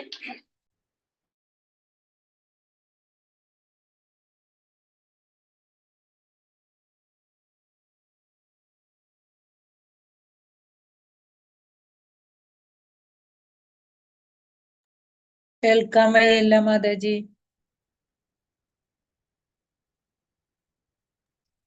എന്താ പറ്റിയത്? കേൾക്കാൻ മേലാഞ്ഞിട്ടല്ലേ. ഞാനോർത്ത് എനിക്ക് മാത്രമേ ഉള്ളത്. ഒരു മിനിറ്റ് പറഞ്ഞു മാതാജി. ഒരു മിനിറ്റ് പറഞ്ഞു മാതാജി. ഹരേ കൃഷ്ണ, ഹരേ കൃഷ്ണ. കേട്ടു. എന്താ പറഞ്ഞൂടെ? ശുദ്ധമായ ഭക്തി കൊണ്ട് മാത്രമേ നമുക്ക് ആരെ പ്രാപിക്കാൻ സാധിക്കുള്ളൂ? ഭഗവാനെ പ്രാപിക്കാനായിട്ട് സാധിക്കുള്ളൂ. നമ്മൾ വേറെ എന്ത് സൂത്രം കാട്ടിയിട്ടും കാര്യമില്ല. ഭഗവാനെ കിട്ടണമെങ്കിൽ നമുക്ക് എന്ത് വേണം? ഭക്തി ഉണ്ടാവണം. ഭക്തി ഉണ്ടെങ്കിൽ മാത്രമേ നമുക്ക് ഭഗവാനെ പ്രാപിക്കാനായിട്ട് സാധിക്കുള്ളൂ. സ്വധാമസ്ഥനെങ്കിലും സർവവ്യാപിയും സർവത്തെയും ഉൾക്കൊള്ളുന്നവനാണ് അദ്ദേഹം. ഭഗവാൻ എവിടെയാണ്? സ്വധാമത്തിലാണ് ഭഗവാൻ എപ്പോഴുള്ളത്. ഭഗവാൻ എവിടെയാണ് ഇരിക്കുന്നത്? ഗോലോക വൃന്ദാവനത്തില്. ഭഗവാൻ സദാ ഗോലോക വൃന്ദാവനത്തില് രാധാറാണിയുടെ ഒപ്പം ഇരിക്കുകയാണ്. പക്ഷെ സ്വധാമസ്ഥനെങ്കിലും ഭഗവാൻ എങ്ങനെയാണ്? സർവവ്യാപിയാണ് ഭഗവാൻ. ഭഗവാൻ എല്ലാവിടും നമുക്ക് കാണാനായിട്ട് സാധിക്കും. നമുക്ക് കാണാൻ സാധിക്കുന്നില്ല, സർവവ്യാപിയാണ് ഭഗവാൻ. സ്വധാമത്തിലാണെങ്കിലും സർവവ്യാപിയാണ്. സർവത്തെയും ഉൾക്കൊള്ളുന്നവനുമാണ് ആര്? ഭഗവാൻ. ആ ഭഗവാനെ പ്രാപിക്കണമെങ്കിൽ നമുക്ക് എന്തുണ്ടാവണം? ഭക്തി ഉണ്ടാവണം. ഭക്തി ഉണ്ടെങ്കിൽ മാത്രമേ നമുക്ക് ഭഗവാനെ പ്രാപിക്കാനായിട്ട് സാധിക്കുള്ളൂ. ഭഗവാൻ സദാ ഗോലോക വൃന്ദാവനം എന്ന ഉത്കൃഷ്ടധാമത്തിലാണെങ്കിലും സർവവ്യാപിയാകിയാൽ എല്ലാം ഭംഗിയായി നടക്കുന്നു. ഭഗവാൻ വിദൂരസ്ഥനാണെങ്കിലും ഈ പ്രത്യക്ഷ പ്രപഞ്ചത്തിന് എല്ലാ കാര്യങ്ങളും ചിട്ടയോടുകൂടിയും കുറ്റമറ്റ വിധത്തിലും നടത്തിക്കൊണ്ടു പോകാൻ തക്കവണ്ണം ബൃഹത്താണ് അവിടുത്തെ ശക്തിവിശേഷങ്ങൾ. അപ്പൊ ഭഗവാൻ എങ്ങനെയാണ്? ഗോലോക വൃന്ദാവനത്തില് സർവവ്യാപിയായിട്ട് എപ്പോഴും അവിടെയാണ് ഭഗവാൻ ഇരിക്കുന്നത്. ഗോലോക വൃന്ദാവനത്തിൽ സദാ വാഴാണ് ഭഗവാൻ. പക്ഷെ ഭഗവാൻ അതോടൊപ്പം തന്നെ ആരാണ്? സർവവ്യാപിയുമാണ്. മാത്രമല്ല ഭഗവാൻ വിദൂരത്തിലാണ്. ഗോലോക വൃന്ദാവനം എവിടെയാണ്? നമ്മുടെ ഭൗതിക ലോകത്തുനിന്ന് വിദൂരത്തിലാണെങ്കിലും പ്രത്യക്ഷ പ്രപഞ്ചത്തിൽ എല്ലാ കാര്യങ്ങളും ചിട്ടയോടെ കുറ്റമറ്റ വിധത്തിലും നടത്തിക്കൊണ്ടു പോകാൻ തക്കവണ്ണം ശക്തിവിശേഷം ആർക്കുണ്ട്? ഭഗവാനുണ്ട്. ഭഗവാൻ ഗോലോക വൃന്ദാവനത്തിൽ നിന്നുകൊണ്ട് അത്രയും വിദൂരത്തിലാണെങ്കിലും ഈ ഭൗതിക ലോകത്തിലെ കാര്യങ്ങളെല്ലാം ചിട്ടയോടെ കുറ്റമറ്റ രീതിയിൽ നടത്തിക്കൊണ്ടു പോകാനുള്ള തക്ക അവിശേഷ ശക്തികൾ ആർക്കുണ്ട്? ഭഗവാനുണ്ടെന്ന് പറയാണ്. എത്ര കാലേ ത്വനാവൃത്തിം ആവൃത്തിം ചൈവ യോഗിനഃ പ്രയാതായാന്തി തം കാലം വക്ഷ്യാമി ഭരതർഷഭ. ഹേ ഭരതശ്രേഷ്ഠ, ഏതേതു കാലങ്ങളിൽ ദേഹത്യാഗം ചെയ്യുന്ന യോഗിക്ക് പുനർജന്മം വേണ്ടി വരില്ല എന്നും ഏതേതു കാലങ്ങളിലായാൽ വീണ്ടും ജനിക്കണം എന്നുള്ളത് ഇനി നിന്നോട് പറഞ്ഞു തരാം. ഇനി നിന്നോട് വേറൊരു കാര്യം പറഞ്ഞുതരാൻ പോവാണ് അല്ലെ. ഏതേത് കാലങ്ങളിൽ ദേഹത്യാഗം ചെയ്യുന്ന യോഗിക്കാണ് പുനർജന്മം വേണ്ടി വരാത്തത്. അപ്പൊ എപ്പോഴൊക്കെ മരിച്ചു കഴിഞ്ഞാൽ നമുക്ക് ദേഹത്യാഗം ചെയ്തു കഴിഞ്ഞാൽ നമുക്ക് പുനർജന്മം വേണ്ടി വരില്ല. പിന്നെ ഏതേത് കാലങ്ങളില് വീണ്ടും ജനിക്കണമെന്ന്, ഏത് കാലങ്ങളിൽ മരണപ്പെട്ടാലാണ് വീണ്ടും ജനിക്കേണ്ടി വരാ എന്നുള്ളതും ഞാൻ നിന്നോടിപ്പോ പറഞ്ഞു തരാമെന്ന് ഭഗവാനോട് പറയാണ്. ഭഗവാന് സമ്പൂർണ്ണ സമർപ്പണം ചെയ്ത ശുദ്ധ ഭക്തന്മാർ തങ്ങളുടെ മരണം എപ്പോൾ എങ്ങനെയായിരിക്കണം എന്നതിനെ കുറിച്ച് ആലോചിക്കാറില്ല. അവരതെല്ലാം ഭഗവാനെ ഏൽപ്പിച്ച് സന്തുഷ്ടരായി നിഷ്പ്രയാസം ഭഗവത് സന്നിധിയിലേക്ക് തിരിച്ചു പോകുന്നു. അപ്പൊ ഈ പറയുന്നത് ആർക്ക് ബാധകമല്ല? ശുദ്ധ ഭക്തന്മാർക്ക് ബാധകമല്ല. കാരണം ശുദ്ധ ഭക്തന്മാർക്ക് ഏത് സമയത്ത് എങ്ങനെ മരണപ്പെട്ടാലും അവരെവിടേക്കാ പോണത്?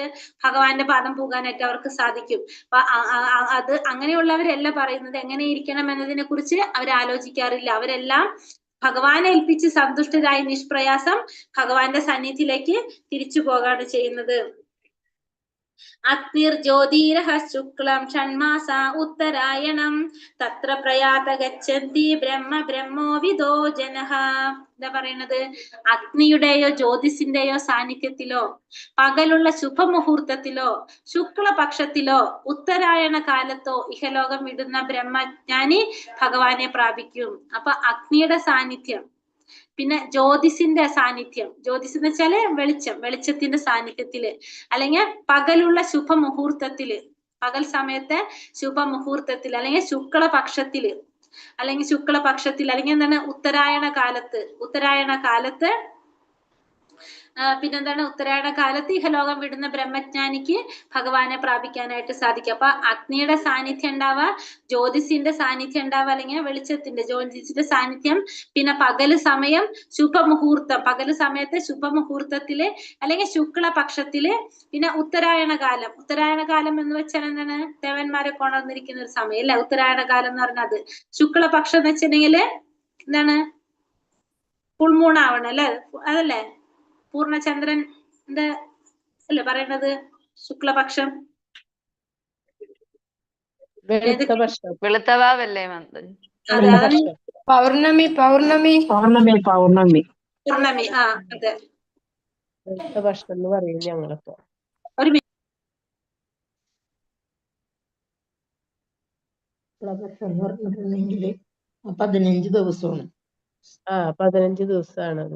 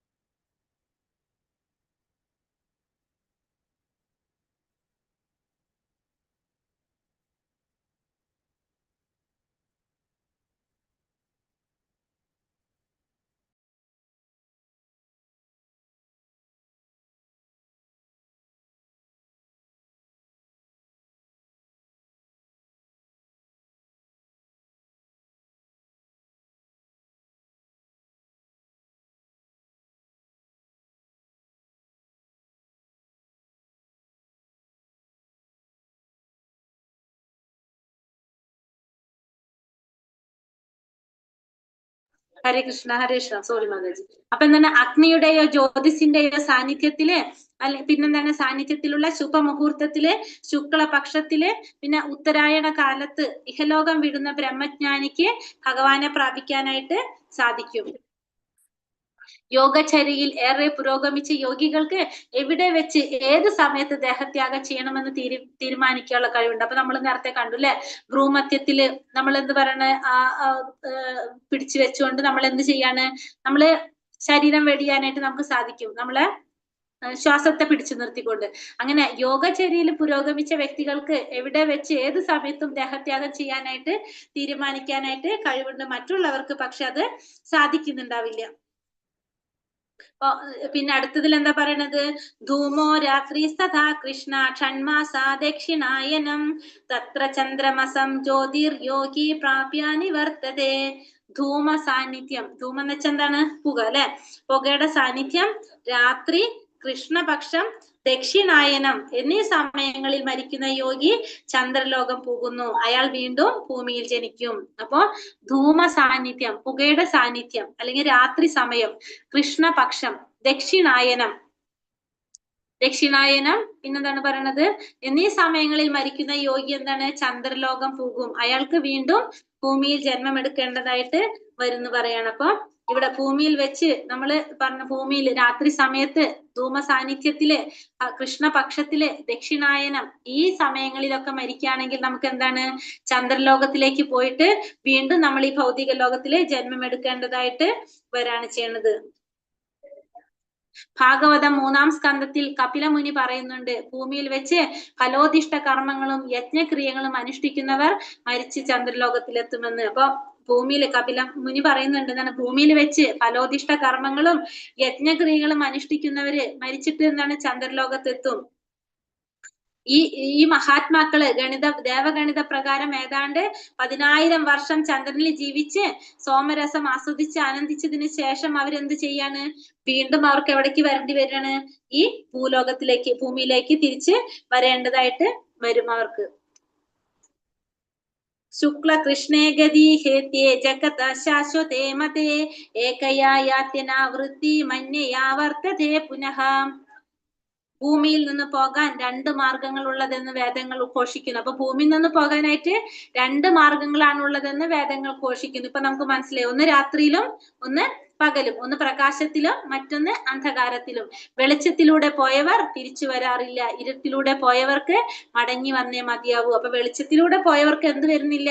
തിരിച്ചു വരേണ്ട ആവശ്യം വരുന്നില്ല. പക്ഷെ ഇരുട്ടിലൂടെ പോയവർക്ക് എന്താണ്? തിരിച്ചു വരേണ്ടതായിട്ട് വരുന്നു പറയാണ്. അപ്പൊ വെളിച്ചത്തിൽ പോയി മരണപ്പെട്ടു കഴിഞ്ഞാൽ തിരിച്ചു വരുന്നില്ല അവര്. പക്ഷെ ഇരുട്ടിലൂടെ പോയവർക്ക് മടങ്ങി വന്നേ മതിയാകൂ. ഫലം ഉദ്ദേശിച്ച് കർമ്മം ചെയ്യുന്നവരും തത്വജ്ഞാനപരമായ ഊഹാപോഹങ്ങൾ നടത്തുന്നവരും അനാദികാലം മുതൽക്കേ ഭൂമിയിൽ വന്നും പോയും ഇരിക്കുന്നു. അപ്പൊ ഫലം ഉദ്ദേശിച്ചുകൊണ്ട് കർമ്മം ചെയ്യുന്നവര്, തത്വജ്ഞാനപരമായ ഊഹാപോഹങ്ങൾ നടത്തുന്നവര് അനാദികാലം മുതൽക്കേ അവർക്കൊക്കെ എന്ത് സംഭവിക്കാണ്? അവരിങ്ങനെ വന്നും പോയിക്കൊണ്ടിരിക്കും. കാരണം ഫലം ആഗ്രഹിച്ച് കർമ്മം ചെയ്യും, ആ കർമ്മത്തിന്റെ ഫലം അനുഭവിക്കാൻ വരും, അത് കഴിയുമ്പോൾ വീണ്ടും പോകും, അങ്ങനെ വന്നും പോയിക്കൊണ്ടേ ഇരിക്കുകയാണ് ചെയ്യുന്നത്. അപ്പൊ അവര് അനാദികാലം മുതൽക്കേ തന്നെ അവര് ഭൂമിയില് വന്നും പോയി കൊണ്ടിരിക്കുകയാണ് ചെയ്യണത്. നൈതേ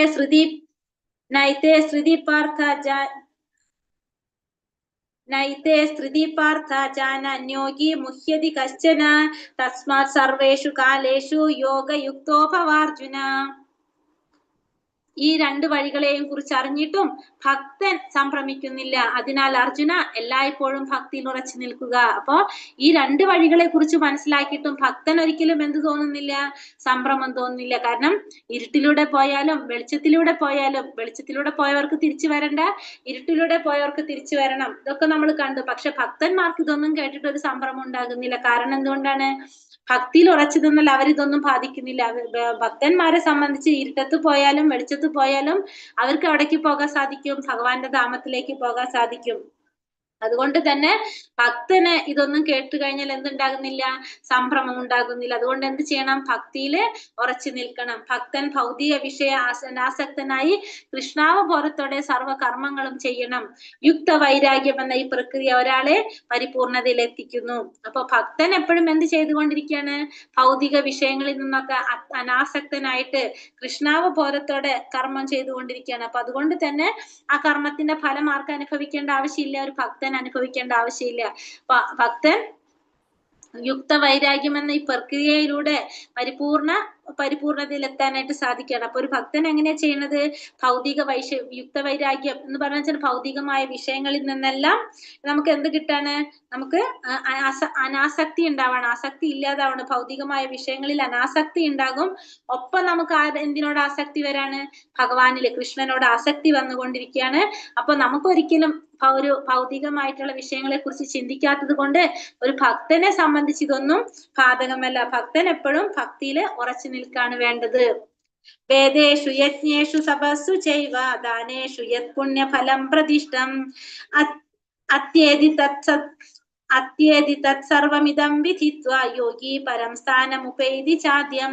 ഭക്തിമാർഗം സ്വീകരിച്ചതുകൊണ്ട് വേദപഠനം, യജ്ഞാചരണം, ദാനം, കാമ്യകർമ്മങ്ങൾ എന്നിവയിൽ നേടാവുന്ന പുണ്യങ്ങളൊന്നും മനുഷ്യന് നഷ്ടപ്പെടുന്നില്ല. ഭഗവത് സേവനം കൊണ്ട് തന്നെ മേൽപ്പറഞ്ഞ പുണ്യഫലങ്ങളെല്ലാം ഭക്തന് ലഭിക്കുന്നു. കൂടാതെ അവസാനം അയാൾ സനാതനമായ പരമപദത്തിലെത്തുകയും ചെയ്യും. അപ്പൊ ഈ ഭക്തിമാർഗം സ്വീകരിച്ചത് കൊണ്ട് ഭഗവാൻ പറയുന്നത് എന്താണ്? വേദപഠനം നടത്തിയാലും യജ്ഞാചരണം ചെയ്താലും ദാനം കൊടുത്താലും കാമ്യകർമ്മങ്ങൾ ചെയ്താലും അതുകൊണ്ടൊക്കെ കിട്ടാവുന്ന പുണ്യം മുഴുവൻ നമുക്ക് എന്തുകൊണ്ട് കിട്ടാണ്? ഭഗവത് സേവനം ചെയ്യുന്നത് കൊണ്ട് തന്നെ കിട്ടാണ്. അപ്പൊ നമ്മൾ ഇതൊക്കെ ചെയ്യുന്നത് എന്താണ്? വേദപഠനം ചെയ്യുന്നത് ഭഗവാനെ കുറിച്ച് അറിയാൻ, യജ്ഞാചരണങ്ങൾ ചെയ്യുന്നത് നമുക്ക് പുണ്യങ്ങൾ അനുഭവിക്കാൻ വേണ്ടിയിട്ട്, ദാനം കൊടുക്കുന്നതൊക്കെ എന്തിനാണ്? പുണ്യങ്ങൾ അനുഭവിക്കാൻ വേണ്ടിയിട്ട് അല്ലെ? അപ്പൊ ഇതൊക്കെ ചെയ്താൽ കിട്ടുന്ന ഫലം നമുക്ക് എന്തുകൊണ്ട് തന്നെ കിട്ടും? ഭക്തിയുടെ സേവനം ചെയ്യുന്നുണ്ട്, ഭഗവത് സേവനം ചെയ്യുന്നത് കൊണ്ട് നമുക്ക് നേടാനായിട്ട് സാധിക്കും. അപ്പൊ അങ്ങനെ അയാൾക്ക് എവിടേക്ക് എത്താൻ സാധിക്കും? പരമമായിട്ടുള്ള ഭഗവാന്റെ സനാതനമായ പരമധാമത്തിലേക്ക് എത്താനായിട്ട് ആ വ്യക്തിക്ക് സാധിക്കും. കൃഷ്ണാവബോധത്തിൽ മുഴുകിക്കൊണ്ട് 4 ആശ്രമ വ്യവസ്ഥകളിലെ കർശന വ്രതങ്ങൾ പോലും അനായാസേന ഒരാൾക്ക് പിന്നിട്ട് കളയും. അപ്പൊ കൃഷ്ണാവബോധത്തിൽ മുഴുകിക്കൊണ്ടിരുന്നു കഴിഞ്ഞാല് 4 ആശ്രമ വ്യവസ്ഥകളിലെ കർശന വ്രതങ്ങൾ എല്ലാം ആർക്ക് ചെയ്യാനായിട്ട് സാധിക്കാണ്? ഈ കൃഷ്ണാവബോധത്തിൽ മുഴുകി നിൽക്കുന്ന വ്യക്തിക്ക് ചെയ്യാനായിട്ട് സാധിക്കും. 4 ആശ്രമങ്ങൾ ഏതൊക്കെയാണ്? ബ്രഹ്മചര്യം, ഗൃഹസ്ഥം, വാനപ്രസ്ഥം, സന്യാസം. ഇതൊക്കെ ചെയ്യാനായിട്ട് ആർക്ക് സാധിക്കാണ്? കൃഷ്ണാവബോധത്തിൽ മുഴുകി നിൽക്കുന്ന വ്യക്തിക്ക് സാധിക്കും. അപ്പൊ അയാൾക്ക് പെട്ടെന്ന് തന്നെ അനായാസേന തന്നെ എല്ലാത്തിനെയും പിന്നിട്ട് കളയാനായിട്ട് സാധിക്കും. അപ്പൊ ഈ 4 ആശ്രമ വ്യവസ്ഥകളെ അതുപോലെ തന്നെ വർണ്ണങ്ങളെയും ഒക്കെ മറികടക്കാനായിട്ട് കൃഷ്ണാവബോധത്തിൽ മുഴുകി നിൽക്കുന്ന ഒരു വ്യക്തിക്ക് സാധിക്കും. അപ്പോ ആ വ്യക്തിക്ക് പിന്നെന്താണ്? എളുപ്പത്തിൽ തന്നെ ഭഗവാനെ പ്രാപിക്കാനായിട്ട് സാധിക്കും. കാരണം നമ്മൾ ഇതൊക്കെ എന്തിനു വേണ്ടിയിട്ടുള്ളതാണ്? വർണ്ണാശ്രമ ധർമ്മങ്ങളൊക്കെ നമ്മൾ പാലിക്കുന്നത് ഭഗവാനെ പ്രാപിക്കാൻ വേണ്ടി, ഭഗവാനെ കുറിച്ച് അറിയാൻ വേണ്ടിയിട്ടാണ്. പക്ഷെ ഇതൊക്കെ എന്തുകൊണ്ട് തന്നെ സാധിക്കും? കൃഷ്ണാവബോധത്തിൽ മുഴുകുന്നത് കൊണ്ട് തന്നെ ഒരു വ്യക്തിക്ക് സാധിക്കും. ശുദ്ധഭക്തിയുടെ ഉച്ചകോടിയിൽ ഭക്തന് കൃഷ്ണധാമമായ ഗോലോക വൃന്ദാവനത്തിൽ പ്രവേശനം ലഭിക്കുന്നു. അപ്പൊ ഒരു ഭക്തിയുടെ ഉച്ചകോടിയില്, ശുദ്ധഭക്തിയുടെ ഉച്ചകോടിയിൽ ഒരു ഭക്തന് കൃഷ്ണധാമമായിട്ടുള്ള ഗോലോക വൃന്ദാവനത്തില് പ്രവേശനം ലഭിക്കുകയും ചെയ്യാണ്.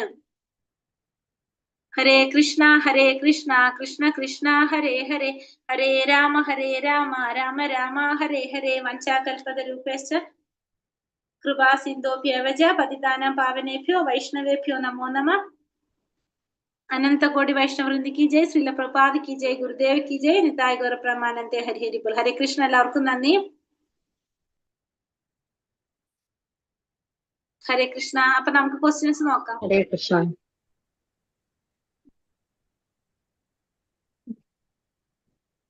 ബ്രഹ്മം എന്തിനെ സൂചിപ്പിക്കുന്നു? പരബ്രഹ്മം എന്തിനെ സൂചിപ്പിക്കുന്നു? അവിനാശിയും നാശമല്ലാത്തതുമായ ആത്മാവാണ് ബ്രഹ്മം. ബ്രഹ്മം. അവിനാശിയും ശിക്കാത്ത അതീന്ദ്രിയമായ ആത്മാവാണ് ബ്രഹ്മം. ജീവാത്മാവിനെയും പരബ്രഹ്മം പരമദിവ്യോത്തമ പുരുഷനെയും സൂചിപ്പിക്കുന്നു. ബ്രഹ്മം ഭഗവാനെ സൂചിപ്പിക്കുന്നു. ബ്രഹ്മം പ്രകാശത്തെ സൂചിപ്പിക്കുന്നല്ലേ? ഒന്നുകൂടെ ശരി.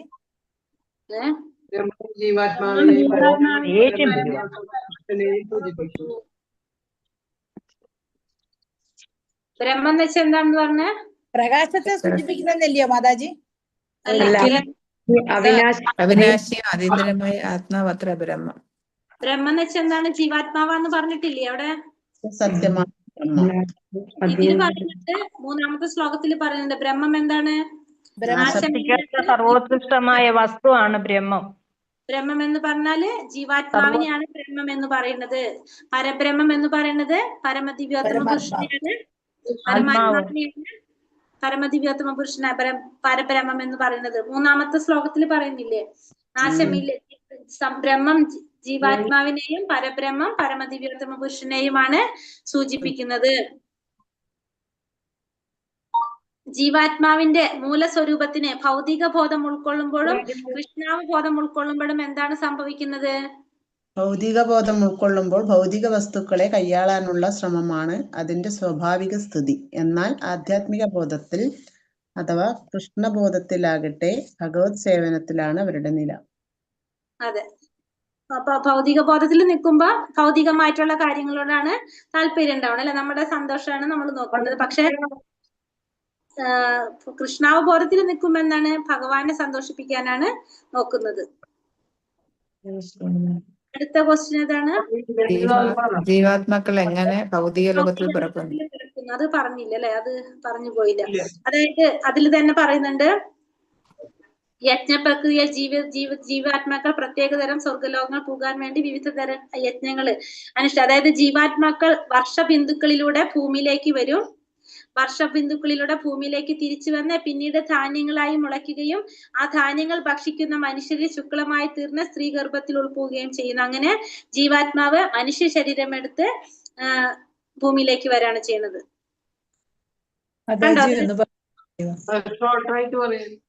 അതായത് അത് 435 പേജിൽ പറയുന്നുണ്ട്. അത് പേജ് നമ്പർ 435 ലാസ്റ്റ് തന്നെ മുന്നത്തെ പാരഗ്രാഫിലായിട്ട്. ശ്ലോകം ഏതാ മാതാജി? ശ്ലോകം 3, മൂന്നാമത്തെ ശ്ലോകത്തിൽ പറഞ്ഞത് ജീവാത്മാക്കള് യജ്ഞം കൊണ്ട് പുണ്യം നേടിക്കഴിഞ്ഞ് അത് അവസാനിക്കുമ്പോ ജീവാത്മാക്കള് വർഷബിന്ദുക്കളിലൂടെ ഭൂമിയിലേക്ക് തിരിച്ചു വരും. മഴയിലൂടെ തിരിച്ചു വന്നിട്ട് ധാന്യങ്ങളായിട്ട് മുളച്ച് ആ ധാന്യങ്ങൾ ഭക്ഷിക്കുന്ന മനുഷ്യനിൽ ശുക്ലമായി തീർന്ന് സ്ത്രീ ഗർഭത്തിൽ ഉൾപ്പോവുകയും ചെയ്യുന്നു. അങ്ങനെയാണ് ജീവാത്മാവ് മനുഷ്യ ശരീരം എടുത്തിട്ട് ഭൂമിയിലേക്ക് വരുന്നത്.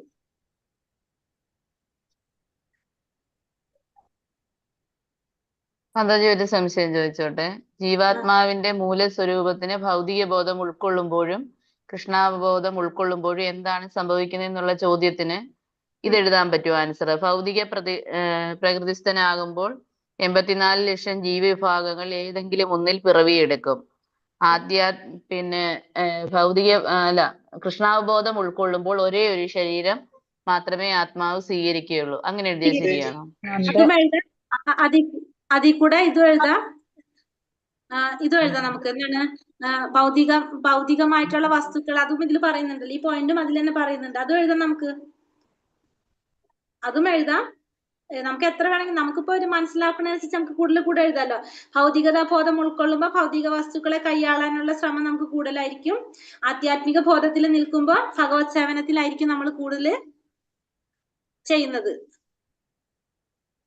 ഏത് ക്വസ്റ്റ്യന്റെ ആൻസർ ആണ്? രണ്ടാമത്തെ. ഇതിൽ പറയുന്നത് അല്ല, ഭൗതിക ബോധം ഉൾക്കൊള്ളുമ്പോഴല്ലേ മാതാജി? അവിടെ ചെറിയൊരു മിസ്റ്റേക്ക് ഉണ്ട് മാതാജി. നമ്മൾ പറയുമ്പോ ഭൗതിക ബോധത്തിൽ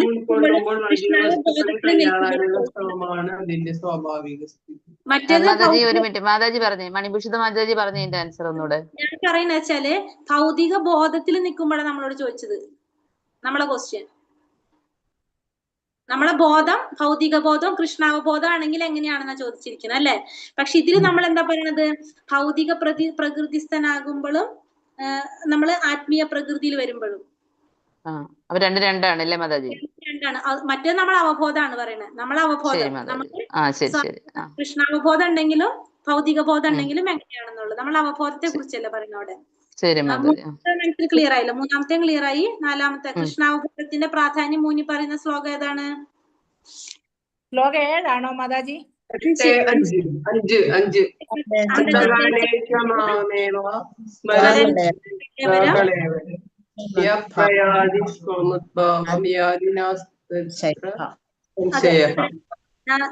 അതാണ് 5ാമത്തെ ശ്ലോകാണ് കൃഷ്ണാവബോധത്തിന്റെ പ്രാധാന്യത്തെ കുറിച്ച് പറയുന്നത്. മരണസമയത്ത് എന്നെ തന്നെ സ്മരിച്ചുകൊണ്ട് ശരീരം ത്യജിക്കുന്നവൻ എന്റെ ഭാവത്തെ ഉടൻ തന്നെ പ്രാപിക്കും എന്നതിൽ സംശയം. അചിന്യം എന്നാൽ എന്താണ് അർത്ഥക്കുന്നത്? അചിന്യം ഭഗവാന്റെ ശക്തി പ്രഭാവം നമ്മുടെ ചിന്തയ്ക്കും അതീതമാണ്. നമ്മുടെ ചിന്തയ്ക്ക് അതീതമാണ്. ഭഗവാന്റെ ശക്തികൾ എങ്ങനെയാണ്? നമ്മുടെ ചിന്തകൾക്ക് അതീതമാണ്. അചിന്യം എന്ന് പറഞ്ഞാൽ നമ്മുടെ ചിന്തകൾക്ക് അപ്പുറത്തായിട്ടുള്ളതാണ് എന്ന് പറയുന്നത്. നമ്മുടെ വാദഗതികൾക്കോ തത്വചിന്താപരങ്ങളായ അഭ്യൂഹങ്ങൾക്കോ പിടികിട്ടാത്തവയെ അചിന്യം എന്നും പറയണം. അചിന്യം എന്ന് പറഞ്ഞാൽ നമ്മുടെ ചിന്തകൾക്ക് അപ്പുറത്തുള്ളത്. ഭഗവാന്റെ ശക്തി പ്രഭാവം എങ്ങനെയാണ്? നമ്മുടെ ചിന്തകൾക്ക് അപ്പുറത്തുള്ളതാണ്. അടുത്തത് ബ്രഹ്മാവിന്റെ ഒരു ദിവസത്തിൽ എത്ര യുഗങ്ങളുണ്ട്? 1000 യുഗങ്ങൾ. 1000 യുഗങ്ങൾ. എങ്ങനെയുള്ളവർക്ക് ഭഗവാനെ പ്രാപിക്കാൻ സാധിക്കും? അഗ്നിയുടെ സാന്നിധ്യത്തിൽ, ജ്യോതിഷന്റെയും സന്നിധ്യത്തിലോ, ശുഭമുഹൂർത്തത്തിലോ, ശുക്ലപക്ഷത്തിലോ, ഉത്തരായണത്തിലോ ലോകം വിടുന്ന ബ്രഹ്മജ്ഞാനി ഭഗവാനെ പ്രാപിക്കും. ഭഗവാനെ പ്രാപിക്കാനായിട്ട് സാധിക്കും. 24ാമത്തെ ശ്ലോകത്തിന്റെ മീനിങ്. എങ്ങനെയുള്ളവരാണ് ഭൂമിയിൽ ജനിക്കേണ്ടി വരുന്നത്? സാന്നിധ്യം രാത്രി സാന്നിധ്യം കൃഷ്ണപക്ഷം രാത്രി കൃഷ്ണപക്ഷം ദക്ഷിണായനം എന്നീ ദക്ഷിണായനം സമയങ്ങളിൽ മരിക്കുന്ന എന്നിവയിൽ മരിക്കുന്നവര് ചന്ദ്രലോകം പോകുന്നു. അയാൾ വീണ്ടും ചന്ദ്രലോകത്തിൽ ഭൂമിയിൽ പോയിട്ട് ജനിക്കും. വീണ്ടും ജന്മമെടുക്കും. ജന്മം എടുക്കേണ്ടി വരും. 25-ാമത്തെ ശ്ലോകത്തില് ഭൂമിയിൽ നിന്ന് പോകാനുള്ള 2 മാർഗങ്ങൾ ഏതൊക്കെയാണ്? ഒന്ന് പ്രകാശത്തിലും മറ്റൊന്ന്